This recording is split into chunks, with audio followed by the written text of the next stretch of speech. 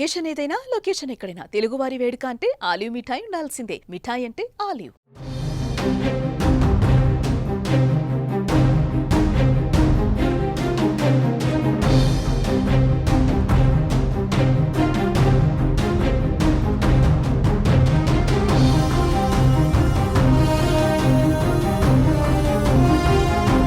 పాకిస్తాన్ దుశ్చర్యల నేపథ్యంలో భారత దళాలు కౌంటర్ అటాక్ షురూ చేశాయి. భారత వైమానిక దళం తర్వాత ఇప్పుడు నావికా దళం కూడా రంగంలోకి దిగింది. అరేబియా సముద్రంలో మోహరించిన ఐఎన్ఎస్ విక్రాంత్ కరాచీని లక్ష్యంగా చేసుకొని విధ్వంసం సృష్టించడం ప్రారంభించింది. నావికా దళ దాడి కారణంగా కరాచీ ఓడరేవుతో సహా నగరంలో భారీ అగ్ని ప్రమాదం సంభవించింది.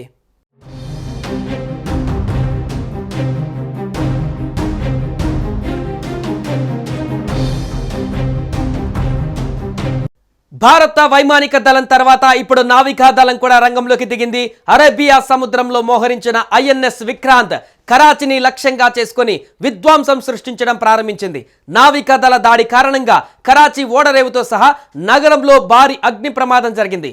ముఖ్యంగా కరాచీ పోర్టు పైన భారత సైన్యం దాడి చేసింది. అక్కడ 7 భారీ పేలుళ్లు జరిగినట్లుగా సమాచారం అందుతుంది.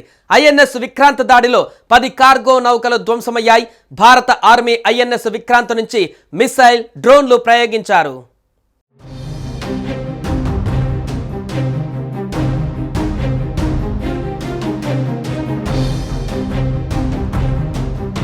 పాకిస్తాన్ నావికా దళానికి కరాచీ, ఓర్మారాలో స్థావరాలు ఉన్నాయి. వారి ఉన్నతాధికారుల ప్రధాన కార్యాలయాలు, యుద్ధ నౌకలు, జలంతర్గాములు మోహరించిన చోటు ఉంది.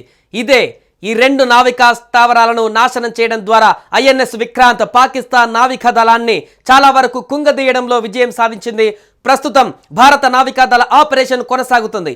ఐఎన్ఎస్ విక్రాంత్ రంగంలోకి దిగితే అది మనుగడ సాగించడం కష్టమవుతుందని పాకిస్తాన్ భయపడింది.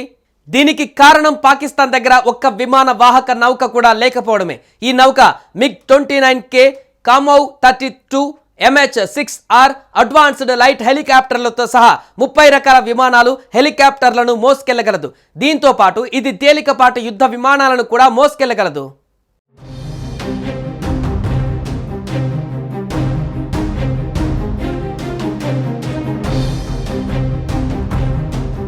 పాకిస్తాన్ నావికా దళానికి కరాచీ, ఓర్మారాలో స్థావరాలు ఉన్నాయి. వారి ఉన్నతాధికారుల ప్రధాన కార్యాలయాలు, యుద్ధ నౌకలు, జలంతర్గాములు మోహరించిన చోటు ఇదే. ఈ 2 నావికా స్థావరాలను నాశనం చేయడం ద్వారా ఐఎన్ఎస్ విక్రాంత్ పాకిస్తాన్ నావికా దళాన్ని చాలా వరకు కుంగదీయడంలో విజయం సాధించింది. ప్రస్తుతం భారత నావికా దళం ఆపరేషన్ కొనసాగుతోంది.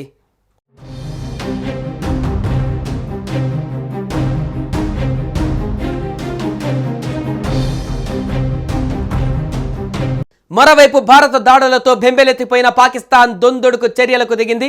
ఈ క్రమంలోనే జమ్మూ కాశ్మీర్లో అంతర్జాతీయ సరిహద్దు వెంబడి సైనిక స్థావరాలే లక్ష్యంగా పాక్ దాడులు జరిపినట్లుగా భారత సైన్యం అధికారికంగా వెల్లడించింది. జమ్మూ, పఠాన్కోట్, ఉధంపూర్లోని మిలిటరీ స్టేషన్లను లక్ష్యంగా చేసుకొని దాయాది దేశం డ్రోన్లు, క్షిపణులు ప్రయోగించినట్లు ఎక్స్ వేదికగా తెలిపింది. అయితే వాటిని విజయవంతంగా తిప్పికొట్టినట్లుగా పేర్కొంది.